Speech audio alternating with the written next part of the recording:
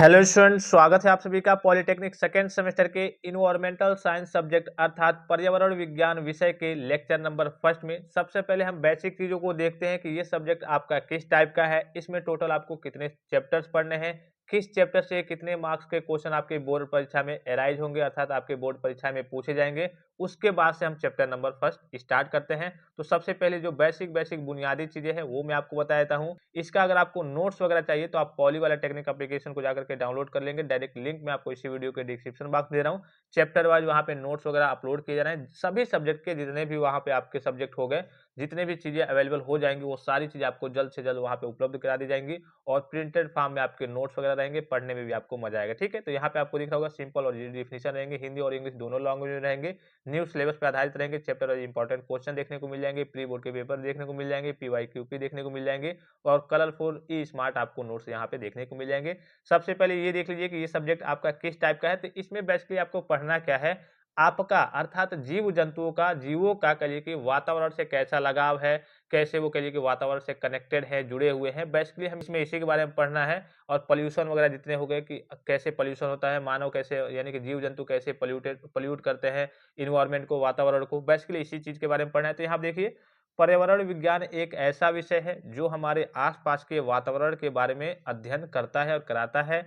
यह विषय हमें बताता है कि हमारा वातावरण कैसे काम करता है, इसके घटक क्या हैं और हमारे द्वारा किए गए कार्यों का इसके ऊपर क्या प्रभाव पड़ता है। आपने सुना भी होगा, देखा भी होगा, कई सारी कंपनियां, फैक्ट्रियां बंद हो जाती हैं। क्यों बंद हो जाती हैं? वो काफी ज्यादा पॉल्यूशन करते हैं जिससे कि इन्वायरमेंट को काफी ज्यादा नुकसान पहुंचता है और आगे चल के हो सकता है कि उसके चलते हमें काफी ज्यादा बीमारियों का सामना करना पड़े। इसलिए गवर्नमेंट क्या करती है, उन सारी कंपनियों को जो ज्यादा पॉल्यूशन वगैरह करते हैं उनको बंद कर देती है या फिर कहीं साइड में कर देती है कि नहीं, आप यहाँ नहीं रहेंगे, चले जाइए कहीं और समुद्र के किनारे, मतलब साइड में चले जाइए। ठीक है, तो इस तरीके की चीजें आप सुनते वगैरह होंगे, देखते होंगे। यहाँ देखिए पॉइंट बाय पॉइंट मेंशन है कि इसमें आप छात्रों को क्या लाभ होगा। भाई ये सब्जेक्ट अगर आप पढ़ रहे हैं तो इससे छात्रों को क्या लाभ होगा। तो छात्र पर्यावरण की पेचीदगियों का अध्ययन करने और विविध पर्यावरणीय समस्याओं के समाधान करने में सक्षम होंगे। अगर आप ये सब्जेक्ट पढ़ते हैं तो जितने भी पर्यावरण की पेचीदगियां हैं कि हाँ ये क्या हो गया, ये कैसे हो गया, इसको आप समझेंगे, इसका अध्ययन करेंगे और जितने भी पॉल्यूशन वगैरह हो रहे हैं उनके समाधान को देखेंगे कि हाँ इसका ऐसे ये समाधान है, हमें ये नहीं करना चाहिए, ये करेंगे तो पॉल्यूशन ज़्यादा होगा,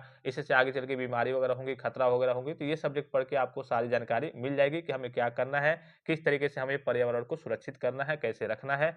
नेक्स्ट पॉइंट देखिए, छात्र प्रकृति की अपनी समझ को बेहतर बनाने के उद्देश्य से विभिन्न रिसर्च प्रोजेक्ट्स में भाग लेने के पात्र हो सकेंगे। यह उन्हें विभिन्न वैश्विक पर्यावरणीय चिंताओं से निपटने में सक्षम बनाएगा। जैसे कि अभी आपने देखा भी होगा, कई सारे क्विज वगैरह आते हैं, कई सारे एस्से वगैरह लिखने को आते हैं, कंपटीशन वगैरह होते हैं कि हाँ पर्यावरण के बारे में बताइए कि पर्यावरण को कैसे सुरक्षित किया जाएगा। तो अगर आप ये सब्जेक्ट वगैरह पढ़ते हैं तो उसके बारे में कहिए कि डीपली नॉलेज हो जाएगा कि हाँ अगर आपसे कुछ पूछा भी जाए तो आप बता देंगे नहीं, ऐसे नहीं करना चाहिए, इससे पर्यावरण को नुकसान होगा। अगर आप ये पूरा पढ़ लेते हैं तो ये सारी जानकारी आपके पास हो जाएगी और इसके चलते आप बड़े-बड़े प्रोजेक्ट्स वगैरह जब होते हैं, क्विज वगैरह होते हैं, कंपटीशन वगैरह होता है, उसमें भी भाग लेने के पात्र हो जाएँगे आप। फिर नेक्स्ट पॉइंट देखिए, यह विषय समाज के सभी पहलुओं में अविश्वसनीय रूप से प्रासंगिक है। ऐसा इसलिए है क्योंकि किसी भी उद्योग में स्वच्छ वातावरण बनाए रखना एक महत्वपूर्ण आवश्यकता है। ज़ाहिर-सी बात है, आप घर पे ही मान लीजिए हैं, अगर वहाँ पे आपका वातावरण स्वच्छ नहीं है, आपके आस-पास गंदगी है, तो ज़ाहिर-सी बात है आपको अच्छा नहीं लगेगा और आपको कई सारी बीमारियों का सामना भी करना पड़ेगा। ये जो आपका सब्जेक्ट था पहले आपका 4th सेमेस्टर में था, सिविल वाले बच्चों का शायद 3rd सेमेस्टर में था और अदर जितने ब्रांचेज़ हैं, मैकेनिकल, आपके इलेक्ट्रिकल, सीएसआईटी वगैरह, उनका 4th सेमेस्टर में था। अब ये सब्जेक्ट आपका बदल करके 2nd सेमेस्टर में ला गया है। 4th सेमेस्टर से आपका ये हटा दिया जाएगा, उसके जगह पे कुछ और नया सब्जेक्ट आएगा। ठीक है? फिर देखिए, छात्रों के लिए प्लेसमेंट की अच्छी संभावनाएं हैं। वे विभिन्न सरकारी एजेंसियों में पर्यावरणविद के रूप में काम कर सकते हैं। वे विभिन्न पर्यावरणीय चुनौतियों के बारे में लोगों को हल करने और शिक्षित करने के लिए गैर सरकारी संगठनों, एनजीओ में भी काम कर सकते हैं। और लास्ट है आपका, छात्र पर्यावरणीय नुकसान की मात्रा को कम करने के लिए उचित कचरा निपटान के समाधान को खोजने के लिए निजी फर्मों के लिए भी काम कर सकते हैं। वही सारी चीजें नीचे इंग्लिश में भी दी गई हैं, जो इंग्लिश वाले बच्चे होंगे इसको पढ़ लेंगे, पॉइंट बाय पॉइंट सारी चीजें मेंशन है। अब चलते हैं हम कंटेंट विषय सूची की ओर कि टोटल आपके कितने चैप्टर्स हैं, किस किस चैप्टर से कितने मार्क्स के क्वेश्चन आपके बोर्ड परीक्षा में अराइज होंगे। तो टोटल जो आपके चैप्टर्स है वो कितने हैं, टोटल आपके 5 चैप्टर हैं। पांचों चैप्टर में देखिए पहला चैप्टर है आपका बेसिक्स एंड इंट्रोडक्शन है, जो आपके करिए कि 9 नंबर के आपके बोर्ड परीक्षा में चैप्टर नंबर फर्स्ट से पूछे जाएंगे। दूसरा जो है वो आपका air pollution and noise pollution, वायु प्रदूषण और ध्वनि प्रदूषण है। इससे बोर्ड परीक्षा में 12 नंबर के क्वेश्चन अराइज होंगे। तीसरा है आपका water pollution and soil pollution, जल प्रदूषण और मृदा प्रदूषण। इससे आपके बोर्ड परीक्षा में 15 नंबर के क्वेश्चन अराइज होंगे। चौथा है आपका डिजास्टर कॉजेज एंड हैजार्ड्स, यानी कि आपदा के कारण और खतरे। इससे आपके बोर्ड परीक्षा में 9 नंबर के क्वेश्चन अराइज होंगे। और पांचवा जो लास्ट चैप्टर है आपका, वो है आपका डिजास्टर मैनेजमेंट, यानी कि आपदा प्रबंधन। इससे आपके बोर्ड परीक्षा में 15 नंबर के क्वेश्चन अराइज होंगे। तो देखिए यहाँ से 15 और ये 15 वाले हैं, ये उसके बाद से 12 वाले हैं और ये दो आपके 9 नंबर वाले हैं। तो किस पे आपको कितना फोकस करना है, इसी से आपको अंदाजा यहाँ पे लग गया होगा। अब चलिए चैप्टर वाइज हम टॉपिक्स को देखते हैं। टोटल चैप्टर्स कितने हैं? 5 हैं। मैक्सिमम मार्क्स आपके कितने पूछे जाएंगे? 60 नंबर के पूछे जाते हैं। यहाँ पे देखिए ये जो सब्जेक्ट है वो आपको बस आपको क्या करना है? क्वालिफाई करना है। क्या करना है? बस आपको क्वालिफाई करना है। अगर मान लीजिए कि आप 60 में 60 पा जाते हैं, सपोज दैट मान लीजिए कि आप 60 में 60 पा जाते हैं, तो ये जो मार्क्स है 60 में 60 आप आ गए, तो 60 नंबर आपके रिजल्ट में ऐड नहीं होंगे। इस सब्जेक्ट को बस आपको क्या करना होगा? क्वालिफाई करना होगा, बस आपको पास करना होगा। अच्छे से पढ़ के बस आपको पास करना होगा। इसके मार्क्स जो है, टोटल मार्क्स मान लीजिए कि आप 60 में 60 पा गए, तो 60 नंबर आपकी बोर्ड परीक्षा, जो बोर्ड आपका रिजल्ट होगा उसमें ऐड नहीं होंगे। बस इसको आपको क्वालिफाई करना होता है, ये आपका बस क्वालिफाइंग सब्जेक्ट है। ठीक है, एक बात का आपको ध्यान रखना है, मान लीजिए कि आपके इस सब्जेक्ट में बैक लगे, मान लीजिए कि आप इसमें फेल हो गए, क्वालिफाई नहीं कर पाए, तो वो भी आपके बैक में काउंट होगा। ऐसा नहीं है कि हाँ क्वालिफाइंग पेपर है, चलिए पास तो पास फेल तो फेल, नहीं। ये भी आपके जैसे और सब्जेक्ट हैं जिसमें आपकी बैक लगती है, फेल होते हैं, उसी प्रकार से अगर इसमें भी आपकी बैक लगती है, आप क्वालिफाई नहीं कर पाते इस सब्जेक्ट को, तो वो भी आपके बैक में ही काउंट होगा। तो ये मत सोचिएगा कि हाँ हमें नहीं पढ़ना है, चलिए क्वालिफाई ही तो करना है, नहीं। अगर आप क्वालिफाई नहीं कर पाते हैं, तो इस केस में आपका ये भी बैक में काउंट होगा। इस बात का आपको विशेष ख्याल रखना है। चलिए अब चैप्टर वाइज टॉपिक्स को देख लेते हैं। फर्स्ट चैप्टर में क्या पढ़ना है, सेकंड चैप्टर में क्या पढ़ना है, थर्ड में, फोर्थ में, फिफ्थ में। तो फर्स्ट चैप्टर की बात करें तो सबसे पहले देखिए बेसिक्स ऑफ इकोलॉजी पढ़ना है, इकोसिस्टम के बारे में पढ़ना है, कंसेप्ट पढ़ना है, उसका कंसेप्ट क्या है, एंड सस्टेनेबल डेवलपमेंट के बारे में पढ़ना है, resources renewable and non renewable के बारे में पढ़ना है, ग्लोबल वार्मिंग है, climate change and its impact के बारे में पढ़ना है, ग्रीन हाउस प्रभाव के बारे में पढ़ना है, acid rain, concept of green building और ग्राउंड वाटर मैनेजमेंट के बारे में पढ़ना है। ये हमें क्या करना है? चैप्टर नंबर फर्स्ट में पढ़ना है। चैप्टर नंबर सेकंड में क्या पढ़ना है? Source of air pollution, effect of air pollution on human health, economy, plants and animals, air pollution control methods, introduction to air pollution and its prevention and control act 1981 and environmental protection act 1986 and function of state pollution control board and national green tribunal NGT के बारे में पढ़ना है। फिर आपका source of noise pollution, ये तो आपका करिए कि एयर पोल्यूशन हो गया, ये नॉइज पोल्यूशन के बारे में इसमें पढ़ना है कि सोर्स ऑफ नॉइज पोल्यूशन क्या है, unit of noise, effects of noise pollution, acceptable noise level, different methods of minimize noise pollution, इसके बारे में आपको पढ़ना है चैप्टर नंबर सेकंड में। हिंदी में भी इंग्लिश में भी सारी चीजें मेंशन है। तीसरे चैप्टर में वही आपको वाटर पोल्यूशन के बारे में पढ़ना है, ठीक है।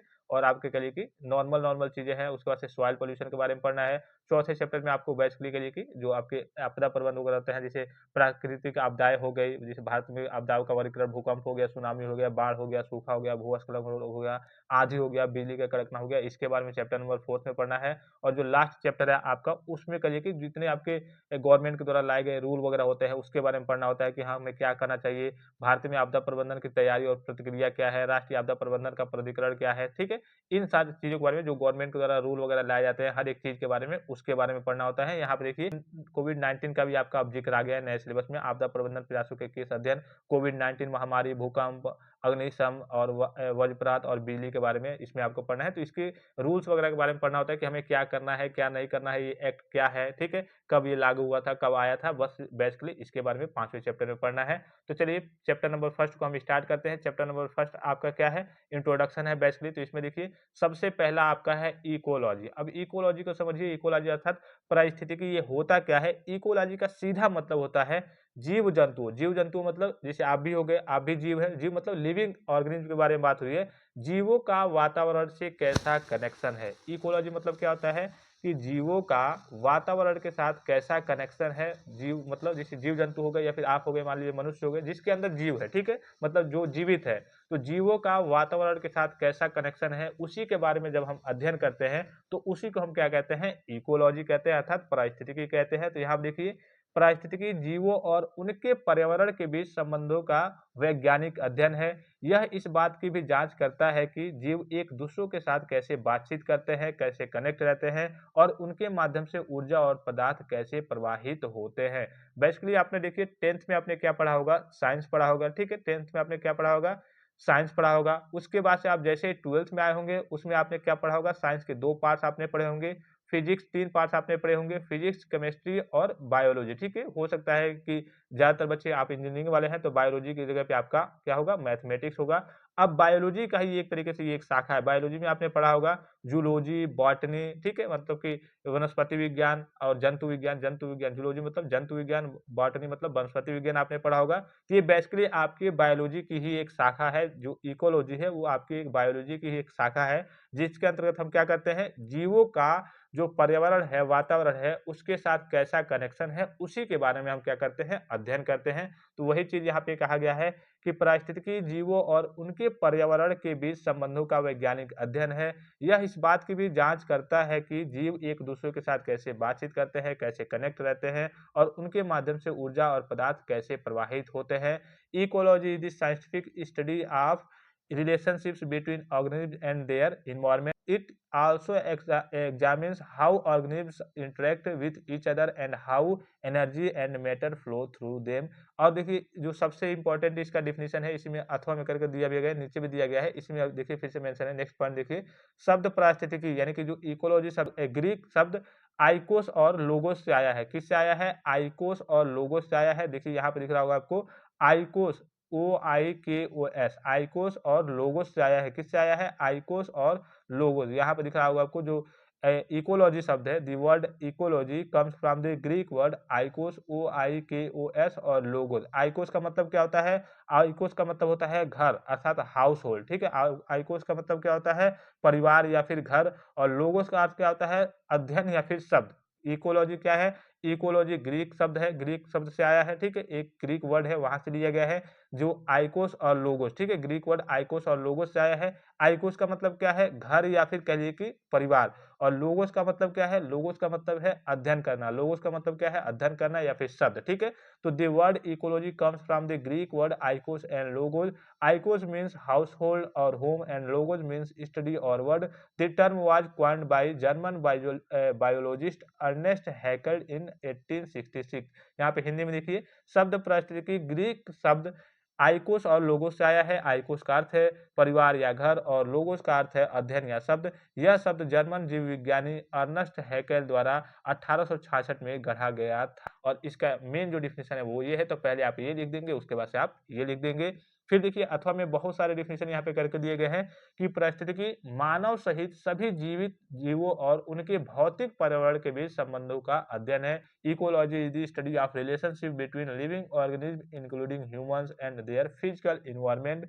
पारिस्थितिकी का लक्ष्य यह समझना है कि जीवित प्राणी अपने पर्यावरण में जैविक और अजैविक तत्वों को किस प्रकार से वितरित करते हैं, किस प्रकार से उनसे जुड़े रहते हैं, किस प्रकार से उनको प्रभावित करते हैं। तो बेसिकली हमें पारिस्थितिकी का लक्ष्य क्या है? यह समझना है कि जीवित प्राणी अपने पर्यावरण में जैविक और अजैविक तत्वों को किस प्रकार वितरित करते हैं।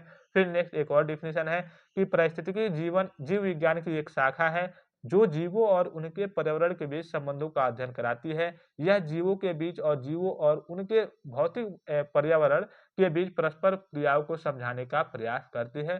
सिंपल सिंपल से बेसिक बेसिक से डिफिनेशन है। तो चलिए इस लेक्चर को हम यहीं पे समाप्त करते हैं। नेक्स्ट लेक्चर में हम आगे की चीजों को पढ़ेंगे, सारी चीजों को कवर करेंगे।